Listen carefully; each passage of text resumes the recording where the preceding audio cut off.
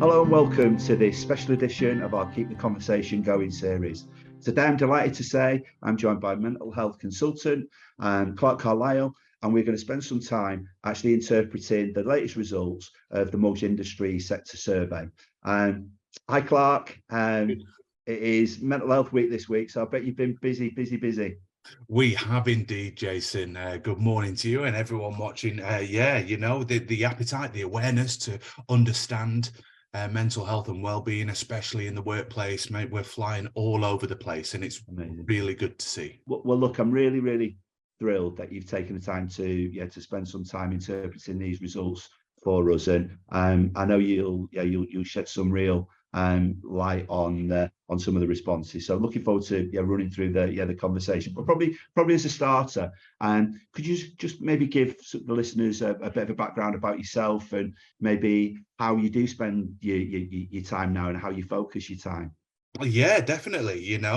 For the past 10 years now, since I retired from professional football after 17-year career, been spending a lot of my time in the corporate space, going into organizations, sharing. Initially, it was just about sharing my lived experience with adverse mental health, especially in industries like yourselves, where it's quite male dominated. It's a very alpha environment.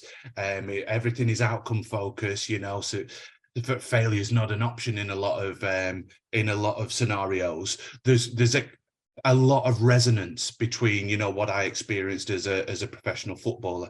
So conveying my lived experience has really enabled people to identify with those probably smaller, less visible, impactful aspects of a descent in adverse mental health. And when you start to raise that, obviously you have to raise alongside an understanding of what the support mechanisms are, where to go and when to go to them. So that's developed over the past couple of years, where we've actually seen that I now work alongside my wife, where we go into organizations, and when we share what we've been through and how we access support and how we are now in the state of complete wellness, the most well that we've ever been in our entire lives. Amazing. We've seen that gives permission for others to share their experiences and start their own explorations. So we've gone in effectively to help launch employee assistance programs, to launch mental health initiatives, and also to advise the companies on what those mental health support mechanisms should look like and how they should operate. Amazing. So I said you were busy, and it's certainly fine, easy way to fill your time. And just mental health then, obviously with that sporting background, having positive, a positive outlook, and having strong, I suppose being very positive in mindset would have been crucial. But transferring that into other areas, how important do you think mental health is for other job roles and other employed positions? Mental health is and having a strong, solid basis for well-being is of fundamental importance to life, Jason, to anyone and everyone in any employment role. And as we go through the detail of the survey and the outcome today, it's going to come to the fore more and more. Because oftentimes when we think about mental health and we do these questionnaires, people are looking for a single strand solution. And it's not a single strand solution or a single strand cause for people's adverse mental health, and we'll come to all the detail in that. So having the opportunity to explore what things impact people, how they impact them, that allows us to put together a smorgasbord of support and support options, and that's the approach that we need to take when it comes to providing support mechanisms for our peers and our employees. And you've obviously had time to look at the survey. What would be the three main observations that you'd actually extract?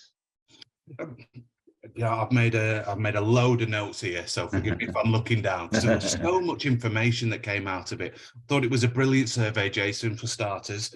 Not just the quantitative aspect that gives us, those top line statistics, but the opportunity for qualitative response. There's so much information in there. It's brilliant. A couple of things that slapped me in the face. One was the incredible amount of hours that people in the industry are working. You know, it's almost incomprehensible to me, because when you work so many hours, then the answer to question 2 about sleep, it's going to be compromised. Yeah. You know, because we don't just have a work life and then a sleep life. There's the in-between, where family life, etc., and even just a decompression from getting away from that work mode and mentality. You need that time to switch off before you can get your sleep. And it's also going to impact any other kind of self-time, hobbies, activities, etc., etc. There are so many things that are going to be impacted by the amount of hours that people are working. Now, if we're to say that to work those hours is actually necessary to be successful in that industry, which, you know, is a viable argument, then what that means is that we have to be prescriptive about the hours when we're not at work. So, you know, almost as meticulous as we are about diarising our workday, it then becomes almost equally important that we diarise our non-work day, so that we ensure that we're getting everything that we need in the right amount at the right time. And to make that happen, you know, compromise has to occur in certain areas, and that can be difficult when we've got partners and we've got children and we've got pets and we've got social lives. But, you know, I think being meticulous about non-work days is something that's going to be very helpful. And you know what, Clarke, that makes perfect sense, and as a similar kind of theme to what we've heard in the past with a few of these conversations that we've held in this series. You know, people have spoke about work-life integration rather than work-life balance. They spoke about how they integrate that family kind of focus that you've touched on there, and actually perform it without any kind of guilt. So if the kids needed, if you needed to attend a parents' evening, you attend a parents' evening, but it doesn't mean you've shied away from any work during that day. But you just find ways to complete the employment tasks, as well as having that priority around the family time. So it's work-life integration rather than work-life balance. Does that make sense? It does. It makes complete sense.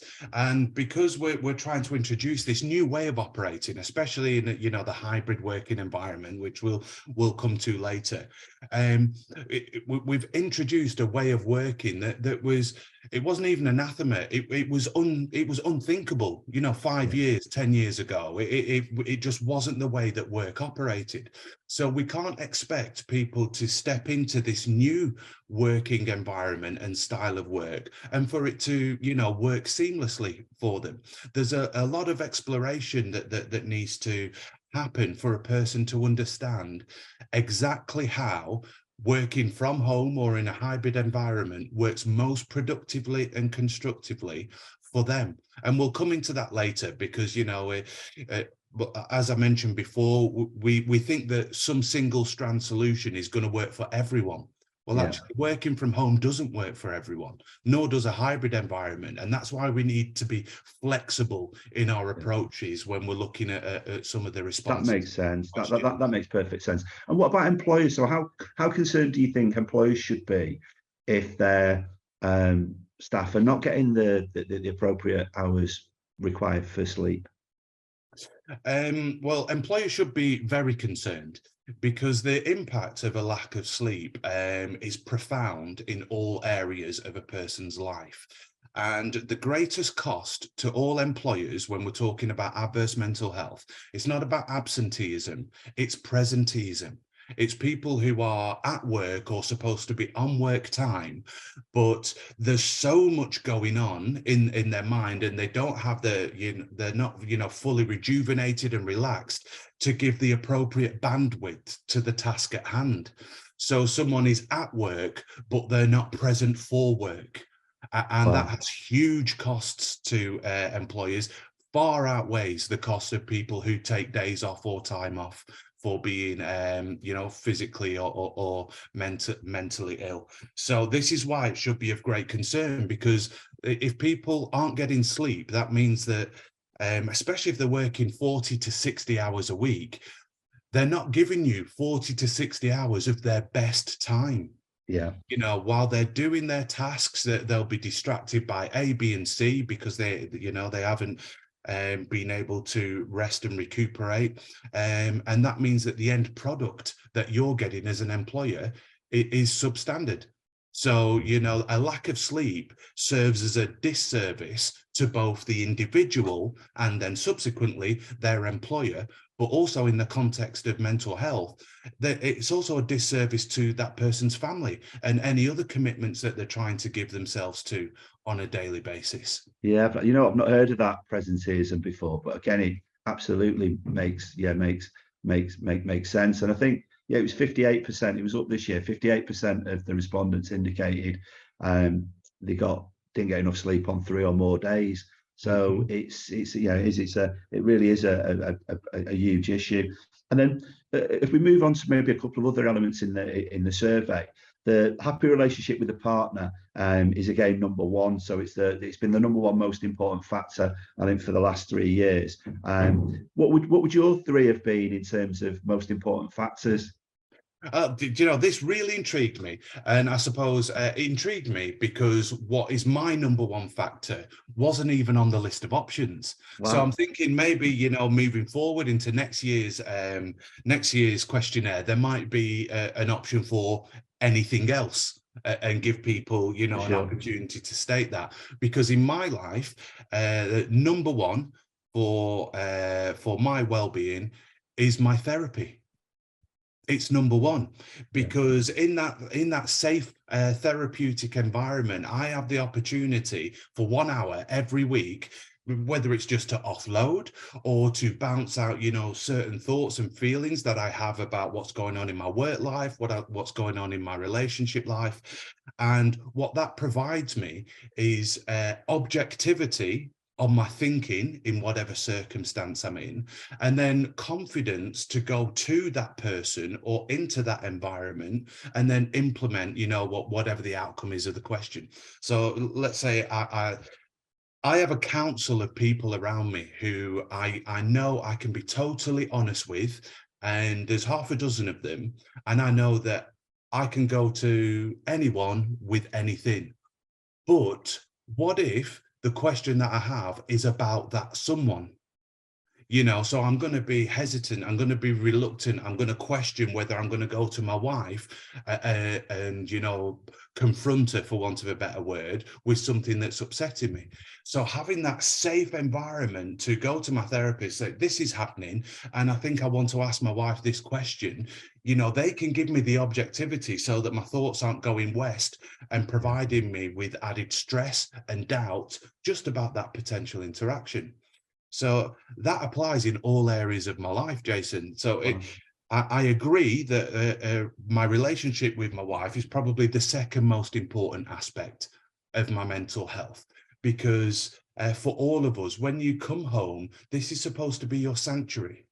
And, you know, you share that sanctuary with your loved one. And when that's working in tandem, when you are both feeling, you know, fully energized and together and connected, that can definitely underpin anything that you're doing elsewhere.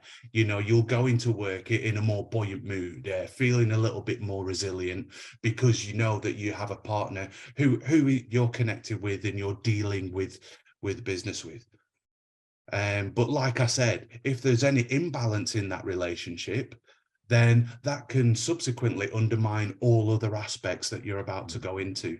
So for me, it's important to have almost like a level above that, that underpins everything. But thirdly, for me, and it's very much in line with the results there, it's sleep and rest. Yeah. You know, if I don't get enough sleep, I turn into an incredibly grumpy person. you know, and me turning into a grumpy person, it impacts everyone. You know, the children don't engage with me as much. My wife might be more abrasive or step back a bit, but especially in the work environment. In the work environment, if I'm not able to focus and concentrate because I'm so tired, then everything that I do and everyone that I interact with, they feel underserved by me. And what that does is that undermines my confidence and my self-esteem about who I am and what I'm providing to the world.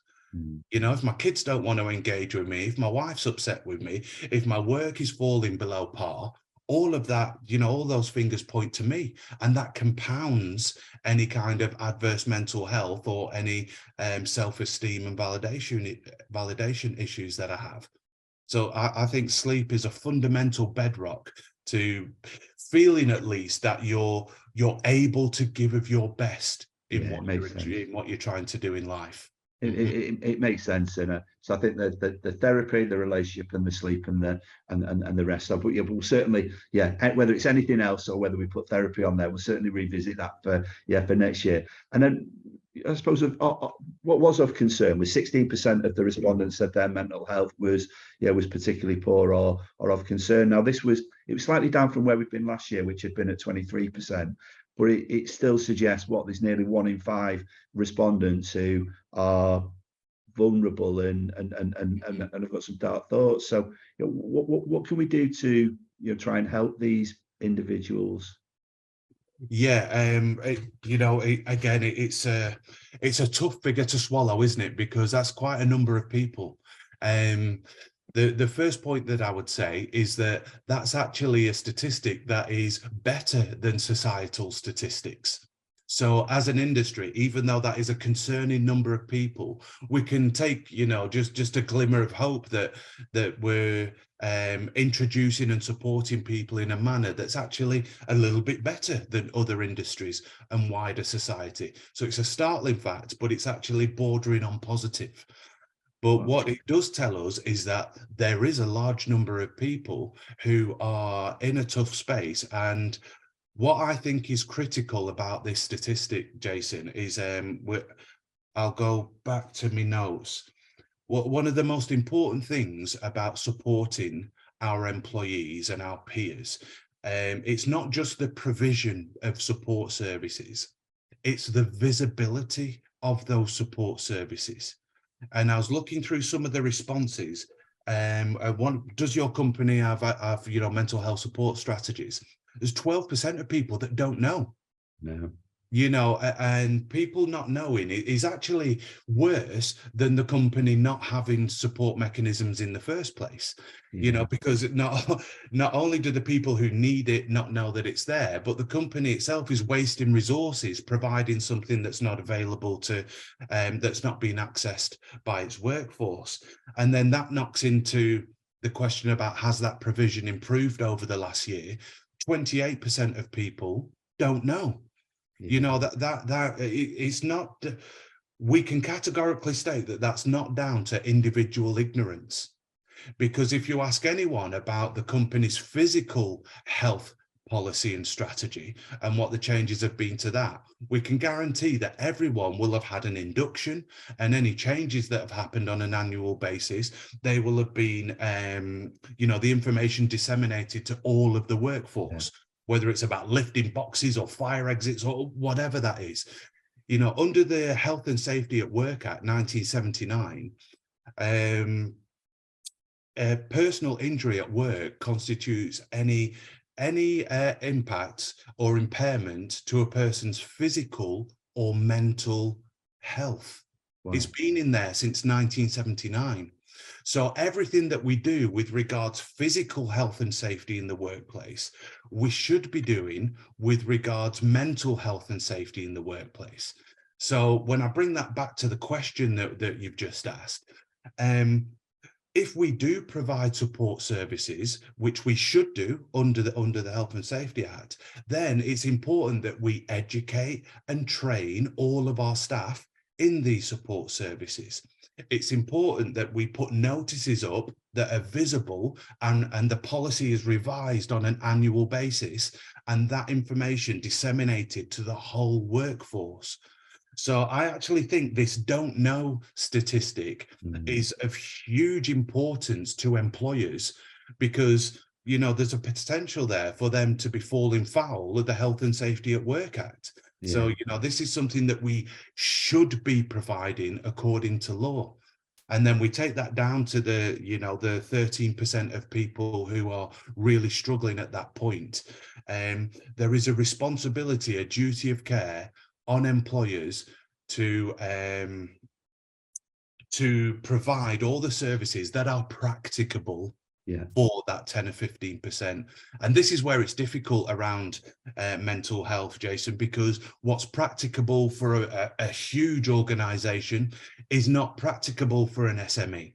Yeah. You know, so we can't expect a company with just 12 employees to be providing an app and you know, counselling for everyone, A, B, and C, etc. But what they can provide, and what I believe they must provide, is comprehensive signposting services, whether that's within HR or whether that's, you know, scattered around the building or in annual communications with employees. That's real gold dust, that it really is, Clarke. And yeah, my biggest ambition with the Road Industry Mental Health Charter when we started it was to drive more employers to have mental health and well-being on the radar. So the fact that we've now got 58% of them respondents actually indicating that there's something in place is positive. But the fact that we've got 42%, of which 12% are in that don't know category, still suggests that we've got so much work to do. And we've got some nice momentum with signatories, but all companies do to become a signatory, Clarke, is to simply pledge to have mental health and well-being on their radar. And our website supplies just useful reference, hints, materials, and assets that are on there that an employer, if he wants to take that first step of trying to demonstrate and filter something into the business which demonstrates there's a health and well-being focus, then we've got some amazing material that's all free to access. And it's these help is at hand. So I suppose I need more and more employers to make that first step and at least pledge to become a signatory, and that'll be a step in the right direction. And coming back to, I suppose, this work-life integration bit that we discussed earlier, 50% of respondents believe that they have a better work-life balance post-COVID rather than pre-COVID. Are you surprised by this, or would you have expected to see it be more rather than less? I'm not surprised by it. Am I surprised by it?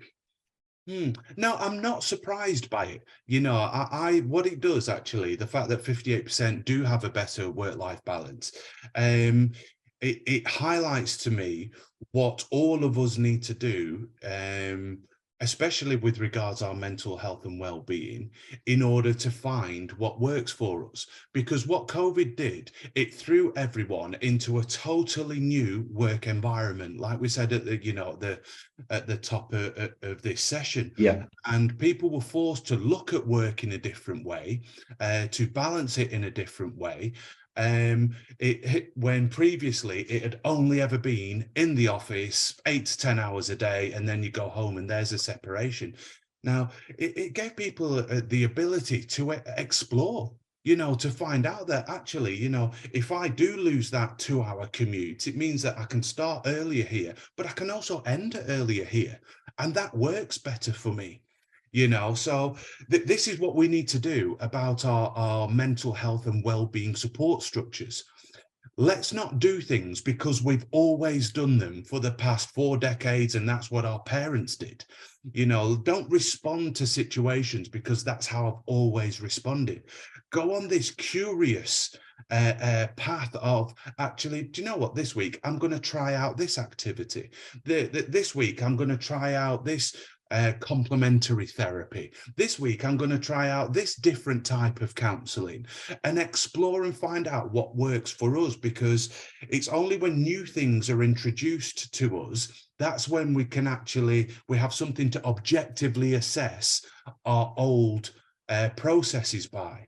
So 58% of people went into this new working environment, have found that they can actually, fit in it better than the old way, and it works better for them. But here's the point, it doesn't work for everyone. Yeah. There's not a single strand solution. This is where the qualitative aspect of the survey comes in. I saw one person put that the practical changes have improved their working experience, whereas another person put, I live alone and this adds to my isolation and feelings of abandonment. So I think it's really important for employees to discuss the work environment, with the employees to discuss the work environment with their employees, rather than just imposing a new way of working, because this is new, this is nascent. Just like mental health and well-being support, it's new. We're finding out what works for people. And in order to do that successfully as an organization, the people, your people, have to be on board with informing what it is that we implement. So And that communication and interaction then between that employer and employee, yeah, arguably it's never been more important, has it? it's of vital importance. It really is, you know, because especially when employees feel like they have contributed to a new way of working or a new support structure, they are individually invested in it. And we have seen from the work we've done over the past 10 years, employee-informed support structures have a greater uptake of usage in the support structures by more than 30 percentage points on any that are imposed, which is, it's an incredible amount. So, you know, employee-led, employee-informed working structures and support structures will be of greater benefit.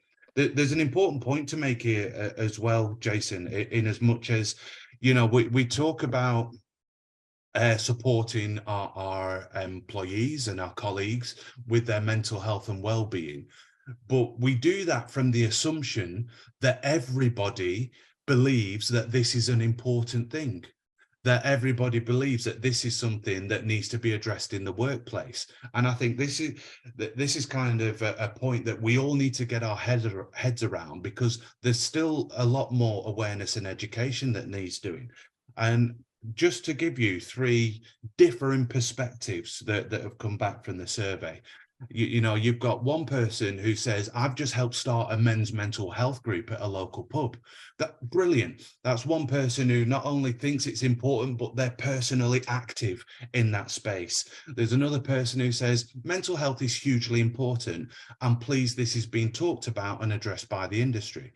So that's someone who acknowledges the topic, but are still looking to the industry to provide whatever the solutions are.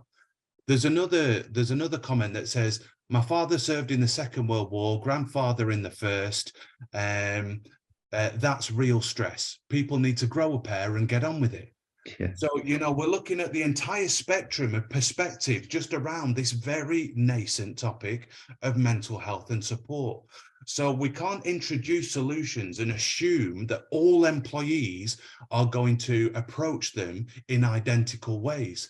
There are people who are still on very differing standpoints on the whole topic of mental health and stress in the workplace. So we have to, again, just like you said, we have to make sure that we continue and increase those communication lines so that we know what's happening for whom, what each individual thinks about it, and how we can best serve their needs. Okay, and just rewinding back to the societal averages. So when we said about the people who it was poorer of concern, it was about 16%. What's the societal average? What's the broader average? Currently, post-pandemic, 28.7% of society think that their mental health is very poor. Wow. And there is, if you add them together, 46% are poor or very poor. Wow. Okay. Wow.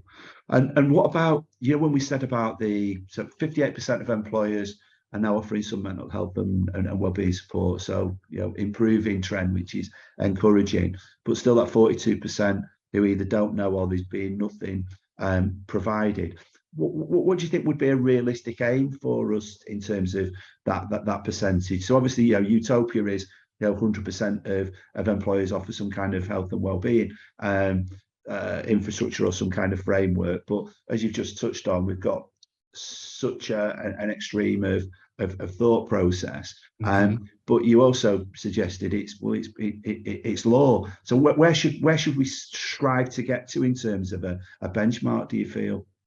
I think separating the provision of mental health support services and the provision of signposting to services If we can separate those Yeah. as concepts in what we're doing as organizations, we should have 100% of organizations signposting to services. At a bare minimum, if it's to employee assistance programs or generic national support services like Mind, like Samaritans. And I think that should be incorporated in all HR and in the online provision, whether it's an intranet, you know, or wherever the employees access. I think every company should strive for that. The actual provision of services themselves, you know, I don't think we will get to 100% because I don't think it's practicable, Jason. You know, I don't think it's practicable for smaller organizations to provide services for their employees. But for those organizations, I think it's of even greater importance that they do join an alliance where there is a greater number, just like, you know, the charter that you've set up, where there's almost like an overarching organization that is providing uniform information, comprehensive information that we know the industry is walking by. Yeah, that does make sense. When companies do identify that they've got staff members who are maybe struggling, how, in your experience, do they best support sensitively that member of staff? What kind of support should they look to assist with? It's very, very difficult because the support that's required is different on a person-to-person basis. But I mean, from the base level of interaction, it has to be an acknowledgement that there is something going on, you know, and that can be introduced without accusation or judgment on the individual. You know, I think one of the fundamentals of approaching adverse employee mental health is approaching people with confidence and competence.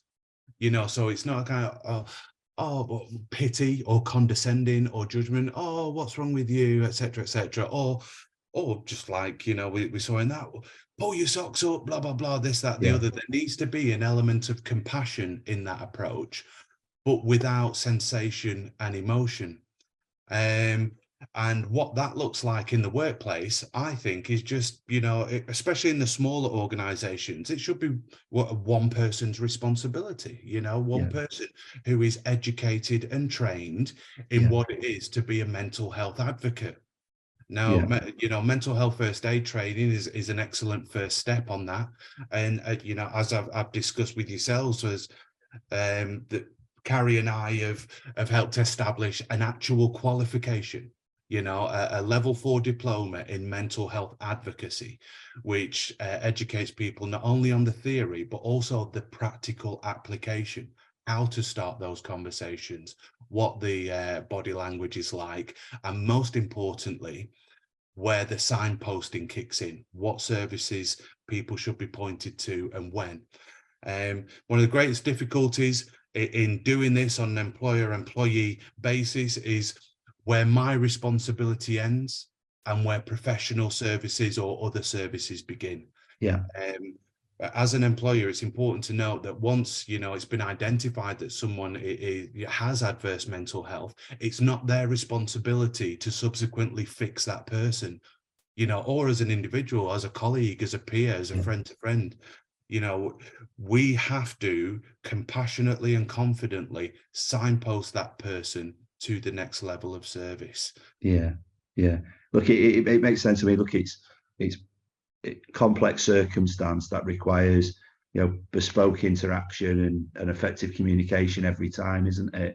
And so if we reflect back on I suppose some of the key elements we've seen in the survey then. So, you know, not enough sleep, you know, working hours probably too long, some green shoots when it comes to how maybe hybrid working and more flexible working approaches is having a positive impact on mental health. Were there any other real key takeaways that you observed? And so I love the fact that you've looked at the individual comments that obviously it was all anonymous, so we, you know, you could have set it, you know, for very private. But I love the fact you've actually looked at some of those comments, because I did they say the same, and there was some real golden nuggets in there in terms of what people were saying. But were there any other key takeaways that you saw when you observed the survey? There was, and it's one for us to bear in mind in all surveys that we did, that we do, moving forward. And it's in as much as, we had a look at the hybrid working environment and the working from home. And the statistic says that, there was quite a large percentage for whom it didn't work for, and their mental health actually decreased in that time. Well, actually, looking at the statistics from the year before, we see that 23% of the respondents actually had poor mental health before they went into that working from home environment. Yeah. And what this screams to me is that, and it would have been exactly the same for me. If I already have a poor state of mental health, and then I'm forced into that position of further isolation, it's only going to make that worse. Even if for me, further down the line, it might be something that'd be beneficial to me. Does that make sense? It does, absolutely. Already come into the environment under what's suboptimal is how I like to phrase my health. If I already go into that environment suboptimally, then this strange environment, that isolation, that lack of social contact is only going to further compound it. And also, Jason, when we've only said mental health quite broadly, but when we talk about working from home, if anyone has any, let's say, addiction issues or substance use issues or drinking issues, that isolation and secrecy is, that's the oxygen for those people to actually engage in that more. If I have, like someone said there, I have isolation, low self-esteem already, and I felt abandonment by coming at home, that's only going to further compound that. So these are factors that we need to really think about when we're moving forward, because top line statistics can only tell part of the story when we're going through what is such a turbulent period of life and changing work dynamics. That makes sense. And look, that attention that is required from an employer to offer that sympathetic, that sensitive approach, as we touched on a little bit earlier. It seems like it's never been more important. And you mentioned that group, that council that you've got of 6 people. Obviously, this series is entitled "Keep the Conversation Going," and just that conversation piece and just encouraging so people don't suffer in silence. It really is crucial, isn't it? It is crucial, yeah. And, I have to state that I haven't got just 6 arbitrary people that I go to. These are handpicked. These people are selected for a specific purpose. Because like I said, if my, my wife's my number one, but if my issue is around my wife, then, it's only going to give me greater stress to have to bring it up. So I might talk to my brother, might talk to my therapist, might talk to my mum, and all which ways. But we're encouraging people to talk. One of the silence is the oxygen that the vast majority of adverse mental health needs in order to grow, in one person's mind and increase their stress and their anxiety. And anxiety untreated inevitably leads to depression. So what we have to be conscious of is who we're talking to. One of the early mistakes that I made was that I used to talk to a group of my, closest and old friends.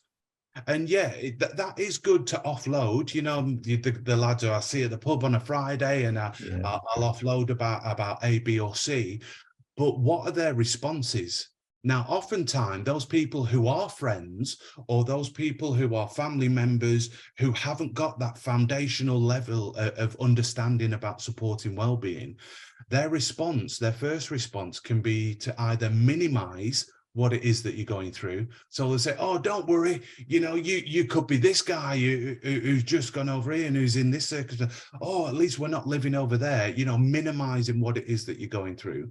Or they just try and distract That's what my friends used to do. They'd be like, don't worry about it. Come on, let's go and have a pint. We'll have a game of pool. So in both of those interactions, nothing is actually being done to address what has been brought to the table. Yeah. And that's of fundamental importance. Do the people that you're talking to, do they know that you're bringing something that you want support in addressing? That is so thought-provoking, and look, I think what I thought initially when you started off, you were going to say, I've not just got 6 friends. That's where I thought that was going. But I think that focus on, because again, there's been a trend with the conversations we've had where there's a group of people that each individual tends to turn to. But this is the first time, if I'm honest with you, that there's been a real focus and mention around who those 6 actually are and what they actually offer and the difference that they offer, which I think is really powerful and thought-provoking, because it's the first time it's come up. But ideally you'd want each of those to have different approaches and offer different support in what they deliver during that conversation. So that is really useful and thought-provoking. What about anything else? If we return back to the survey, was there anything else in terms of the numbers or trends, or did the survey, how would it have compared to maybe different surveys you've seen in other sectors? So there's a positive in that societal percentage. If society's at 28-29% and we're at the 16%, then that's actually, although it's still, look, we've got work to do, but it's a positive trend that sits within our sector. Was there any other kind of observations you made and in comparison to maybe other areas of the UK or sectors that you work in? There was one statistic that was nominally higher than other surveys that I've seen, and that was the disillusionment in the industry. Yeah. That was actually, I think it's 3 percentage points higher than previous, and also what we've seen in previous surveys, and that also comes out in a lot of the qualitative comments. People say it's a difficult industry. There's another person who says, I despise this industry and I hate this industry. I can see that down there. That's a concerning number, but, and this is a but, we have to understand the nature of the industry and the time that the industry has just come through. You are operating in a very, very difficult space. Difficult space where the outcomes aren't solely determined by yourselves, your actions and your operations. So, just as we've seen all of the huge turmoil at governmental level, I can only imagine what turmoil that put you and your industry in on an individual level, because of the great uncertainty and the lack of control over that uncertainty that imposed upon people. So again, even though that is a high number, I think that's actually reflective of the sector that you're in, as opposed to inadequacies within support in the industry. But having said that, there are things within the industry that are practically within our control that can make our employees' experiences better. And there was one comment that said, my biggest mental health challenges are around communications with lenders. So frequently waiting 30 minutes for a call to be answered, 45 minutes for this, 48 hours for responses. For the individual, the accumulative stress that they go through with the uncertainty in that period is only adding to their disillusionment at work and subsequently the deterioration of their personal mental health. So is there something we can actually do, practically about the communication structures within our organizations, how we approach interactions with lenders or organization to organization? Can we better those? That leads to an improved working experience for our employees. Yeah, look, we added a new question into the survey about the most stressful period last year. And that was, intuitively, we felt on the back of Trussonomics and what happened towards the end, well, early part of end of Q3, early Q4, what was clear was we're working in an emotionally charged environment, and it's a roller coaster from start to finish, that mortgage process at times. But we did see some very unusual dynamics come into play with the, you know, with that mini budget. So I'm not surprised that, you know, Q4 was indicated as being the most stressful period. And I think what's crucial with, you know, with all the parties that are involved in the mortgage process, Clarke, is that there's, you know, collaboration and that communication piece between the lender and the broker, and the broker and the lender, and the, you know, the customer and the applicant. Again, it's just so, yeah, so vital, as, you know, to be a positive experience. And I just think the collaboration's just got to be there, and the communication's got to be there. But there were some unusual dynamics at play. But it certainly wasn't a surprise to see the Q4 being the most stressful of times for the brokers. Well, I mean, is there anything else in terms of your questions that I've not asked? I mean, again, I know you made copious notes there and referenced them throughout. And look, the content's been terrific. So again, as always, with all our conversations, your passion, your desire to you know, move the dial, however small, in what you do and what you say is you know, I'm always inspired by. And you know, we've got a long way to go with our mortgage industry mental health charter, but we're on a mission, and we are seeing movement ourselves, whether it's in, you know, more signatories, or whether it's in just, you know, positive quantitative numbers that we actually see in terms of improvements from the survey year to year. But we've still got a lot to do. Was there any question or any of your notes that I've not managed to extract out through the conversation, or have we done a good job? Because we've done amazing on time. I mean, look, you and I can both talk, and I know to do this in under, you know, around about 45 minutes, under an hour, which was our mission. I think we've done, you know, terrific, and there's been some absolute pearls in there. But is there anything else that I've not asked that I could have asked, or any of the notes that you wanted to bring out finally? Not about not asking, but just two final points from me. One is about, you know, the hybrid in the working environment. There's one comment that someone said, it's easier to work from home, but near impossible to stop. Now that is really important, you know, because separating our work time, separating our home time and our sleep time, establishing those boundaries is really important. Although I know it's difficult. I mean, I'm sat here working from home, I'm talking to you, and I can see behind where the kids have scribbled on the wall. So talking about presenteeism, you know, I'm thinking, oh, I need to go to B&Q, get a pot of paint, blah, blah, blah. You know, it can be difficult, but it needs to be done. And then a further step from that, the importance of sports and hobbies and exercise was really quite low on that list.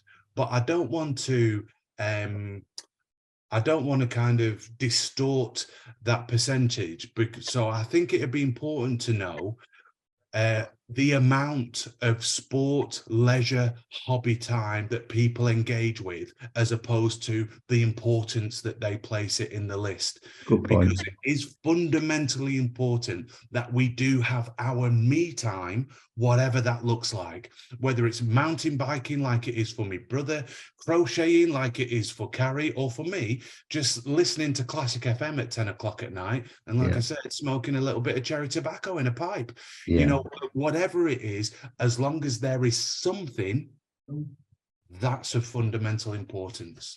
Love that. Look, that's a brilliant place to finish. I think that presenteeism and that focus, that me time, they're two real pearls of wisdom. So listen, really appreciate your time. I know you've had an incredibly busy week, as I said at the beginning. I know you still got lots to get through over the next couple of days, but I really appreciate you taking the time to interpret, assess, observe, and provide some insight into the results. Really grateful for that. And look, just wish you all the best for yourself, Carrie, and the family as you go through the rest of the year. But many thanks for today.